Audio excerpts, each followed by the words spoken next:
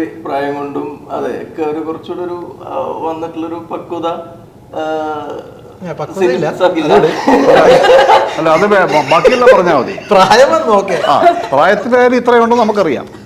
പക്വത ഇനിയും വരാനുണ്ട് ഒരുപാട്.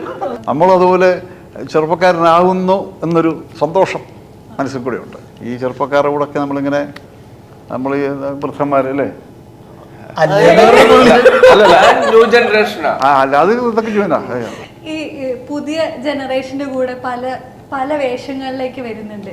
ഇവരുടെ കൂടെ ഇവര് ത്രൂ ഔട്ട് ഹ്യൂമർ വെച്ച് മലയാളികൾക്ക് ഒരു ഇംപ്രഷൻ ഉണ്ടാക്കിയിട്ടുള്ള ഒരു ടീം കൂടെയാണ്. അവരുടെ കൂടെ എത്തുമ്പോൾ ഒരു പ്രോസസ്സ് അല്ലെങ്കിൽ അതിന്റെ ഒരു ഫീൽ എന്തായിരുന്നു? ഇങ്ങനെയൊക്കെ ഓരോ വേഷം ചെയ്തൊക്കെയാണ് നിൽക്കുന്നത്. ഇങ്ങനെ വാസ്തവത്തിൽ ഇവരോടൊക്കെ നിൽക്കട്ടെ. ഇങ്ങനെ ഓരോ വേലകളും സൂത്രങ്ങളെ കാണിച്ച് നിൽക്കാൻ പറ്റുള്ളൂ സിനിമയിൽ. ഇതൊക്കെ ഓരോ വേലകളും സൂത്രങ്ങളാണ്. ഇതല്ല അത് നമുക്ക് ഇങ്ങനെയൊക്കെയല്ലേ പിടിച്ചു നിൽക്കാൻ പറ്റത്തുള്ളൂ. ഈ ചെറുപ്പക്കാരുടെ കൂടെ ഒക്കെ നമ്മളിങ്ങനെ നമ്മൾ ഈ വൃദ്ധന്മാരല്ലേ അല്ല അത് ഇതൊക്കെ ചെയ്യുന്ന എല്ലാവർക്കും വയസ്സായെന്ന് പറഞ്ഞ വിഷമമാണ്. എല്ലാവർക്കും വയസ്സായി. സത്യത്തെ പറയാതിരിക്കാൻ പറ്റുന്നില്ലല്ലോ. വൃദ്ധന്മാരായെന്ന് പറയാതിരിക്കാൻ പറ്റുന്നില്ല. പക്ഷേ നമ്മൾ ചെറുപ്പക്കാരോടൊക്കെ ഇവരുടെയൊക്കെ കൂടിയുണ്ട്. ചെറുപ്പക്കാർ ഇവിടെ മാത്രം ഇങ്ങോട്ടില്ല കേട്ടോ. ഇതുപോലൊക്കെ ഉള്ളവരുടെ കൂടുതലുണ്ട്. അല്ലെങ്കിൽ ചെറുപ്പക്കാരനെ വിഷമിക്കേണ്ട. അതുകൊണ്ട് ഞങ്ങൾക്കൊരു എനർജി ഉണ്ട്. നമ്മളതുപോലെ ചെറുപ്പക്കാരനാകുന്നു എന്നൊരു സന്തോഷം മനസ്സിൽ കൂടെ ഉണ്ട്.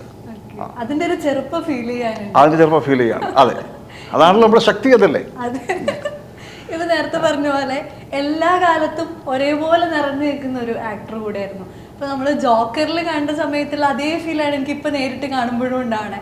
ഈ പല കാലങ്ങളിലായിട്ടുള്ള മലയാള സിനിമയിൽ പല രീതിയിൽ കടന്നു പോകാണല്ലോ. പക്ഷെ ഇപ്പോഴുള്ള ഫേസിന് കുറച്ചും കൂടെ ഒരു ഡെപ്തും കൂടെ വരുന്നുണ്ട്. ഇപ്പൊ ലാസ്റ്റ് ഇറങ്ങിയ സിനിമകളിലെല്ലാം വലിയ രീതിയിൽ ശ്രദ്ധിക്കപ്പെടുന്നുണ്ട്. വലിയ ആഴമുള്ള കഥാപാത്രങ്ങൾ കിട്ടുന്നുണ്ട്. എനിക്ക് തോന്നുന്നു ആഫ്റ്റർ RDX അതൊരു വേറെ ഫേസ് ആയിരുന്നു. അതിനെങ്ങനെയാ സ്വീകരിക്കണേ?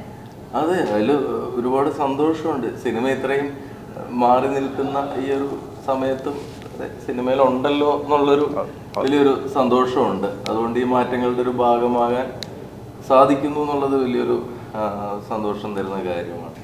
പിന്നെ ഈ പറഞ്ഞ പോലെ ഇപ്പൊ കുറച്ചുകൂടെ ഒരു അതെ നല്ല ക്യാരക്ടേഴ്സൊക്കെ ചെയ്യാൻ പറ്റുന്നുണ്ട്.